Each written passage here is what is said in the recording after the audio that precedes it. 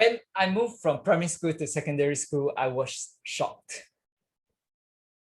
On the first day of school, I went to my new secondary school, and from being in a school that had no bus stop to itself, suddenly I was in a school that had 3 bus stops to itself.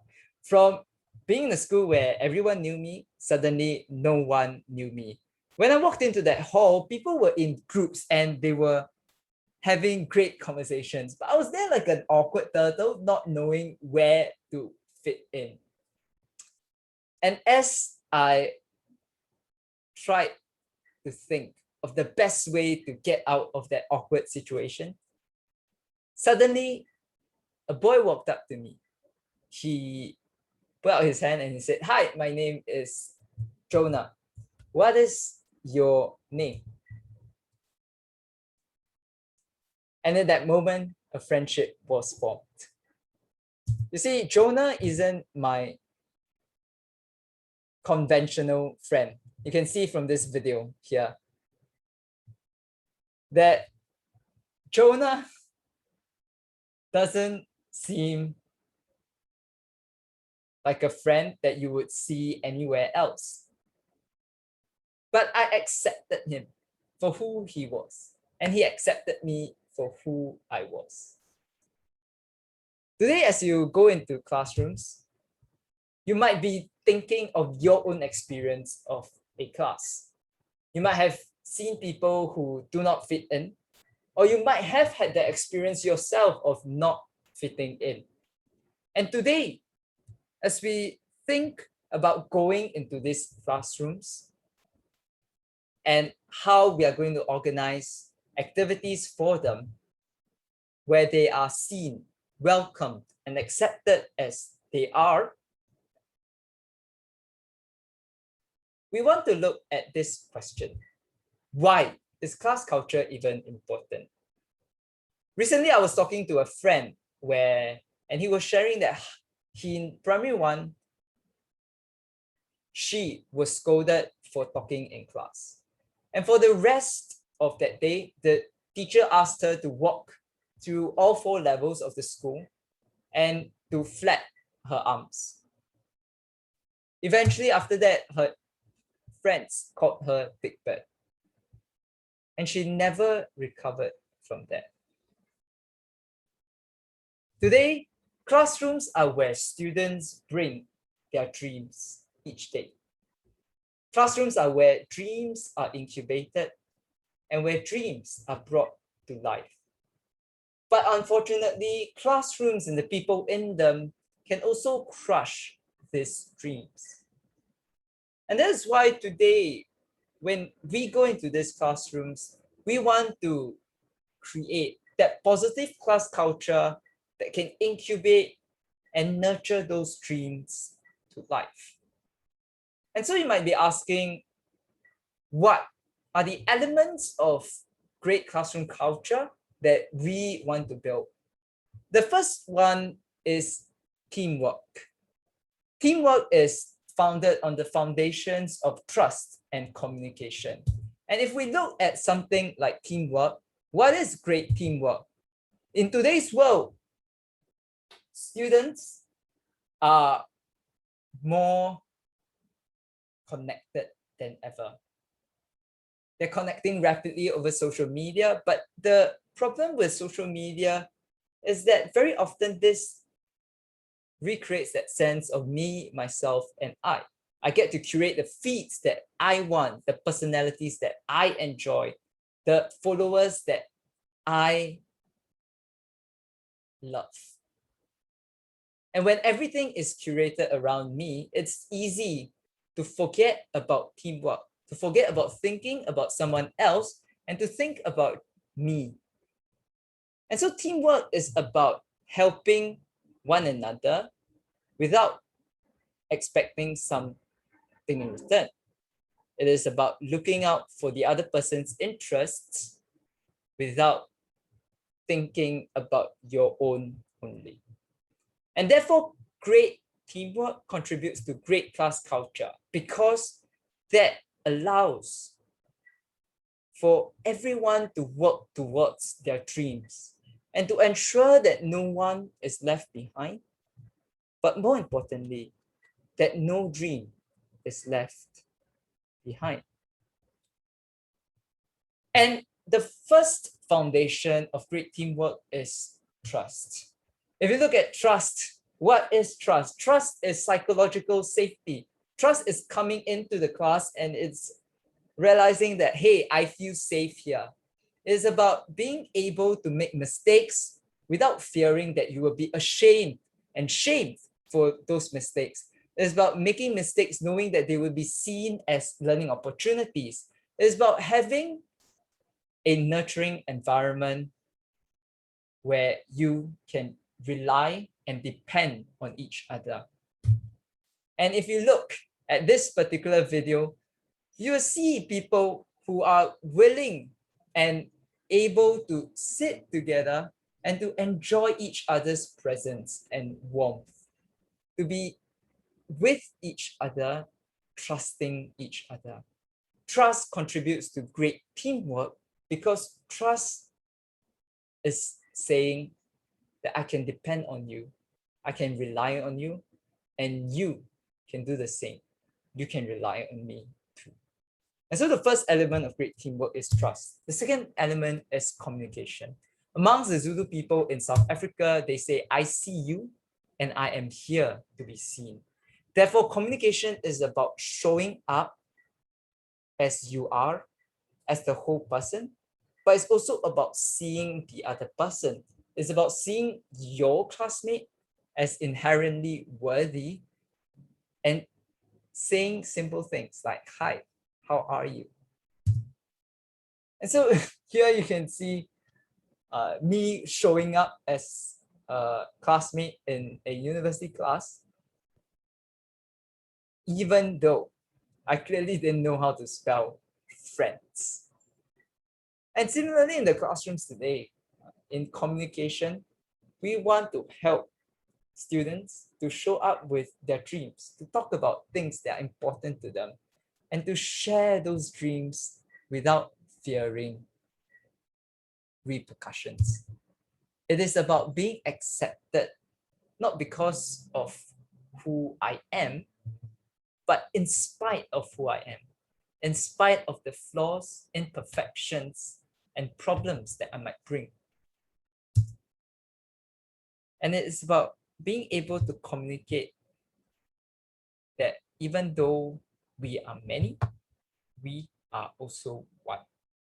And so how might we do that? So the first component of it is the station games. And as you can see from the facilitator's guide, there are clear instructions on how you might be able to run them. And today I just wanted to focus on why we plan those games and also about how you might do those debriefs and certain challenging points that you might face. So at the first part, you have to emphasize that the games are for all to complete and the class loses if any team doesn't complete the game. And in the first game, in where the student is blindfolded and expected to walk through an obstacle course was being guided, we want students to be able to trust each other. We want them to be able to trust that their teammate has their back and is not out to make them fall and to make a fool out of themselves. And so during the debrief, you can ask them questions like, did you feel safe? How did feeling safe feel like? What did that mean for you? And then when you go on to the cup stacking game, you will see that this is very hard, especially when you do it with just one hand. During this session, I would encourage you to encourage positive affirmations. If you see them being silent as their friends are struggling, encourage the team by modeling that behavior of positive affirmation. Tell them things like, hey, like, well done. Why don't you tell your friends how great they're doing? So this models positive affirmations so that it allows students to communicate freely with each other in future class sessions. So you can ask questions like, how did you feel when your friend encouraged you? Then in the telephone charades, it's about teamwork. It's about trusting each other to play their roles well. And during the debrief, you can just ask questions like, how do you decide who went first? How do you work together to pass the message? What was difficult? And what did you all learn from that process? This reinforces great teamwork. And lastly, in the movie and me, this encourages students to communicate despite not being able to speak.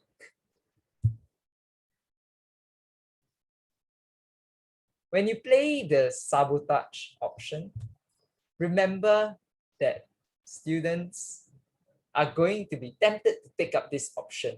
They're going to be tempted to think about the interests of their own group rather than the interests of the whole group. And so as you go through with them, ask them why they took up that option, what was so attractive, and if they thought about the wider group. And through that learning, you can encourage them to think about how it's not just us versus them, but it's us and them. How it's not just you or me, but that it's about we. It's about all of us. And it's about how can all of us and how can we do well together. During this station games, you might face some challenges. You might think, what if they are not interested? What if they just look like they're going to fall asleep? Well, from the start, that's why we deliberately build trust, where you are sharing something personal about yourself, showing up as someone who's real and authentic, rather than someone who's there to tell them what to do. And rather than being there to tell them what to do, you are there talking with them as a fellow facilitator and a fellow human being. You're not there lecturing them, telling them like, this is how teamwork is built, but you are helping them to spark discovery of that teamwork. You are not there to give a lesson, and they are not there receiving the lesson. They are there creating the lesson with you. They are there creating their own learning. You might also be struggling with the short attention spans of the NA and the NT students. You might wonder, are they going to listen to me? Well, that's why a lot of the activities have been based on station games where they have to move around, where they have to be with each other rather than having to fight with each other. Lastly, have fun. This might sound really difficult, especially when you are in a classroom where many things can go wrong. And many things will go wrong. But today I want to encourage you and say that whilst things might go wrong, trust yourself. Take a deep breath and trust that you've got this. And more importantly, trust that your team has got this too. You have a fellow facilitator you can depend on. And whenever you have any problems, you can turn to him and tell him to lend a hand.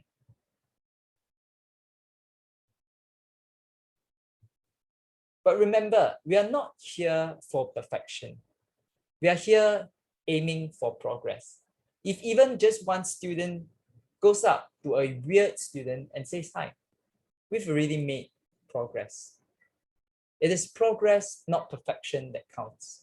Enjoy the moment, enjoy the time you have with students, and enjoy the chance to walk with students through their own journey of creating a positive class culture that works for them. In closing, I want to share a quick story. In the A levels, I scored really bad grades. In fact, my grades spelled BBAD or bad. I was really crushed, and my dreams of becoming a doctor were hopelessly destroyed. On the day I received my results, my teacher didn't say anything to me. She just passed it to me and went quickly on to the next person and said, "Wow, you did so well." I felt left behind, as if I didn't matter.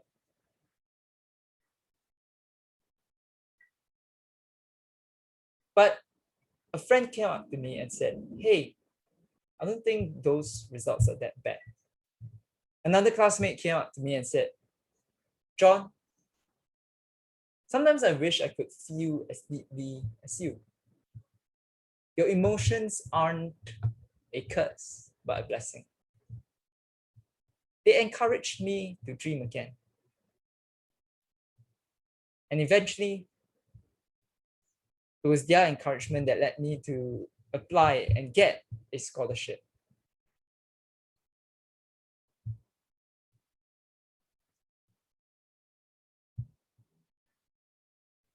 Each day, students do bring their dreams to school. Through teamwork, it helps dreams to happen, and it ensures that no dream is left behind. Trust breathes life into these dreams. And it is communication